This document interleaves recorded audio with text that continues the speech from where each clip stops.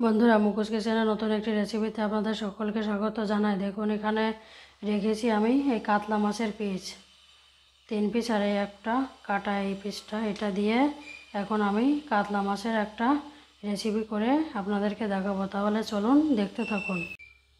কড়াইতে তেল দিয়েছি পরিমাণ মতো, তেলটি গরম হয়ে গেছে। এখন ওখানে আমি দিয়ে দেবো এই নুন হলুদ মেখে রাখা কাতলা মাছটিকে এর মধ্যে আমি দিয়ে দেবো।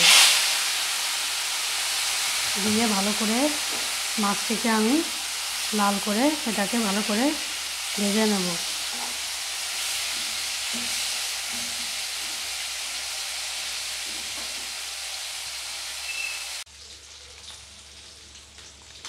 এখানে মশলা রেখেছি, এখানে 2 বড় পেঁয়াজ কেটে রেখেছি এইভাবে।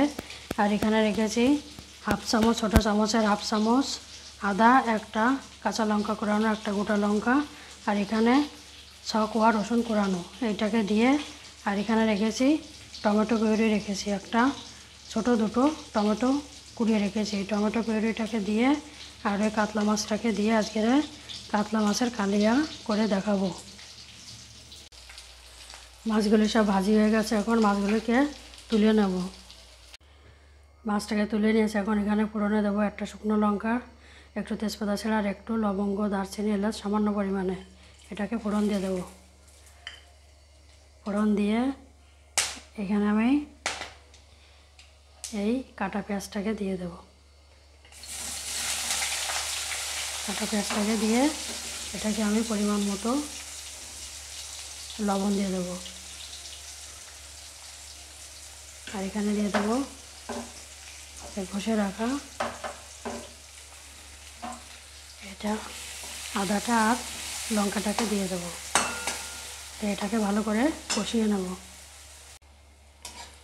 মশলাটাকে ভালো করে কষানো হয়ে গেছে। এখন এখানে আমি দিয়ে দেবো হলুদ, পরিমাণ মতো হলুদ।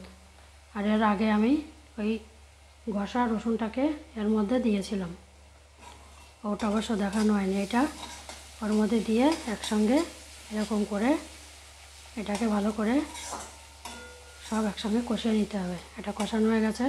এখন এর মধ্যে আমি দিয়ে দেবো এই টমেটোর পিউরিটার মধ্যে আমি দিয়ে দেবো। এটা দিয়ে তারপরে এটাকে আমি ভালো করে আবার এটাকে কষিয়ে নেব। পেঁয়াজটাকে ঘষে না দিয়ে এইভাবে কেটে দিলে বেশি স্বাদ হয় বন্ধুরা। এইভাবে এটাকে আমি ভালো করে এটাকে কষিয়ে নেব।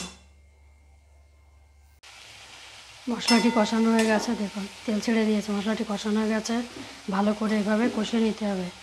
তারপরে এখানে আমি এই ভেজে রাখা মাছগুলিকে এর মধ্যে দিয়ে দেব। দিয়ে এটার সঙ্গে একটুখানি নাড়িয়ে নিয়ে তারপরে এখানে আমি পরিমাণ মতো জল দিয়ে দেব। এটাকে জল বেশি দেওয়া যাবে না, কম দিতে হবে জল, গা মাখা মতো হবে, তাহলে বেশি ভালো লাগবে খেতে। আর এখানে আমি দিয়ে দেবো এই পরিমাণ মতো জলটাকে দিয়ে দেব।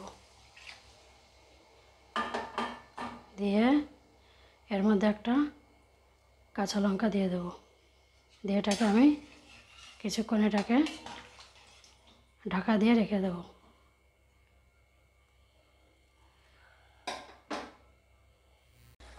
এই কাতলা মাছের কালিয়াটি আমার হয়ে গেছে। এখন ওটাকে আমি নামাবো। তার আগে দিয়ে দেবো এখানে আমি ভেজে রাখা মশলাটাকে দিয়ে দেবো। এখানে আছে ধনে, জিরে আর গোলমরিচের গুঁড়ো। এটাকে দিয়ে এটা নামিয়ে নেব। আপনারা চাইলে এখানে মিষ্টি কিংবা শুকনো লঙ্কা গুঁড়ো সব কিছু দিতে পারেন, কিন্তু এভাবে খেয়ে দেখলে খুব ভালো লাগবে খেতে, আর পেটও ভালো থাকবে এভাবে রান্না করে খেলে। এটাকে আমি এখন নামিয়ে নেব। এটা তৈরি হয়ে গেছে। বন্ধুরা, দেখুন কত সহজ পদ্ধতিতে কাতলা মাছের কালিয়াটি আমার রেডি হয়ে গেছে। এরকম সামান্য উপকরণ দিয়ে এইভাবে একবার বানিয়ে খেয়ে দেখবেন কত ভালো লাগে। আর এইরকম রান্নার ভিডিও পেতে মুখোশ কিচেন চ্যানেলটিকে সাবস্ক্রাইব করবেন, লাইক করবেন, শেয়ার করবেন, কমেন্ট করে জানাবেন কেমন লাগলো। আর আপনারা সবাই ভালো থাকবেন। আর এখন ওয়েদারটা একটু ঠান্ডা, এর মতো অবস্থায় এরকম খাবারটা খুব ভালো লাগবে খেতে। বেশি গরম পড়লে তো আবার এসব জিনিস খেলে আবার অসুবিধা হয়। একটু এইরকম পেঁয়াজ রসুনের খাবার এরকম বানিয়ে এখন খাবেন, দেখবেন কত ভালো লাগে। আর সবাই ভালো থাকবেন।